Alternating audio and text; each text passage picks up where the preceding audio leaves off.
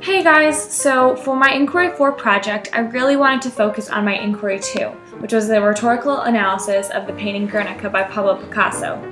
As you guys know, Pablo Picasso is one of the most famous artists of all time, and his paintings generally leave a lot of interpretation to the viewer.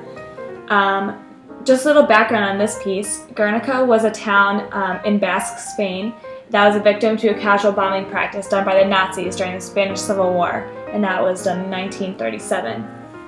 Guernica was an epicenter of Spanish culture, and it was also a bastion of the Republican resistance, which could contribute to why this small town was bombed by the Nazis. Being from Spain, Pablo Picasso took this job right away when he was commissioned to do the piece. So when first looking at this, it's almost very hard to look at. The colors are very harsh, and the imagery in it is also very disturbing. When you first notice this painting, just looking at it from a non-intellectual or analysis point of view, you notice that it's all done in blacks, whites, and grays. This was kind of a shock in itself because during this time a lot of the artists were using color in order to depict emotion. Pablo Picasso chose to do the opposite and use the emotion in his characters in the piece instead of the actual color. By choosing blacks, grays, and whites, he wanted to show the audience that this was a true event. This can also be seen in the almost newspaper-looking print that is behind the painting. By showing this, it's not like a fantastical, imaginary view of what happened. It's real life. It looks like it could have come out of a newspaper in itself. He wanted to depict the photographic record and enhance the drama of the piece, and not distracting the audience with the color as well.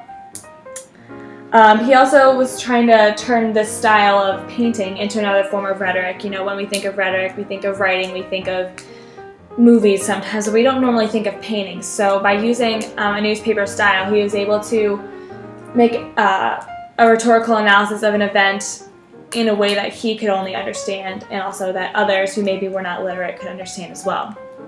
You know, how we were discussing in the beginning of the year, we said that we get more stuff and more information out of film and pictures instead of writing, so that's what he was trying to do.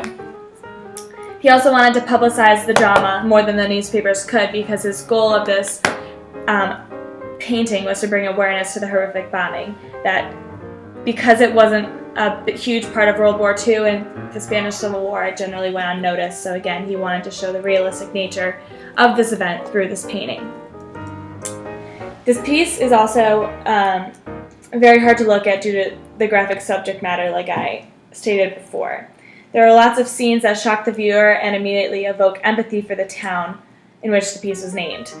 So these blatant images of severe pain, like the man burning in the corner, a woman holding her dying child, and also men being trampled, evoke such a strong passion in the people, and also a sense of sadness that, like I said before, writing couldn't do for them. This appeals to the emotions of the viewer, so getting to the pathos of the analysis and the rhetoric of the piece. So, for example, when looking at the mother and the child, the immediate reaction is the unnatural suffering that one must go through if they lose a child. So Picasso shows the epitome of the destruction of innocence, because the child doesn't really have anything to do with the Republic or even the war in general, so the death of innocence really shows the innocence of the town as well as the innocence of the people there. The mother's head is tilting back in pain because she cannot bear to look at what the bombing has done to her family, and this is similar to the reaction that the people of Guernica had to the bombing in general. They didn't want to look at it, they didn't want to think about it, but Pablo Picasso, because he did this painting, was bringing attention to the viewer and showing just the main things that happened to them. Also, by showing the woman without a shirt, he's showing the vulnerability of the people, because again, they were torn apart by a target practice, they didn't really necessarily do anything wrong or evoke the Nazis in any way. This piece is also filled with other dramatic imagery and symbols of the Guernica people, as well as the Spanish in general. He is known to have said that the bull on the far left of the piece has shown the brutality and darkness of the event. It is shown in mostly dark colors, with a white and very visible head placed directly behind the woman and the child. Because of this placement, again, it's also showing the brutality of the event and the innocence that was lost. The head is fully shown in order to bring awareness to the light into the darkness of the bull. He also has said that the suffering horse in the center of the canvas depicts the people of Guernica as a whole.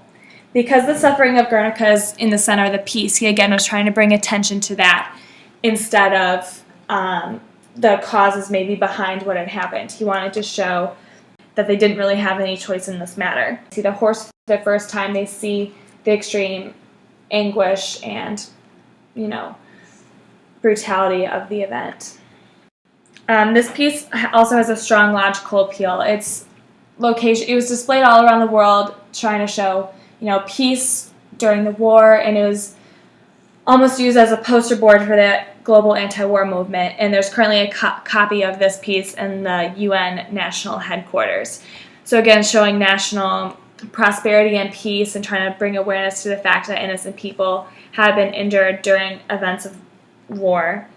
And also there is a strong ethological appeal. Like I stated previously, Pablo Picasso was very famous and well-known during this time. He had a lot of weight in the Spanish community, and he was able to put his personal beliefs and thoughts about what happened in the event because it happened to his own people. So he was able to depict this in an almost biased manner, but he did it for his own reasons. Like, he wasn't just someone who painted about this event. He was Spanish, so it happened to his people. The purpose of this painting, again, like I've stated many times throughout this, was to bring awareness to what happened. He shows the message of this piece He also shows the message of this piece through the person with the candle and the light illuminating the scene for the viewer. He himself is said to be that person. He is the one shedding light onto the event. He is the person that is showing the brutality and the loss of innocence to the public all around the world. Picasso's job as an artist in this particular piece is not to create enjoyment for the audience or just something nice for them to look at or to think about just for a little bit, but he needed to get a message across, and that was the only way that he could do it, using the talents that he was given. Writers can write about this event, filmmakers can make movies about it, but there's something about painting and something done by an artist that has specific ties to the event, makes that appeal and that perspective so much greater than that of, a book about it or even an article.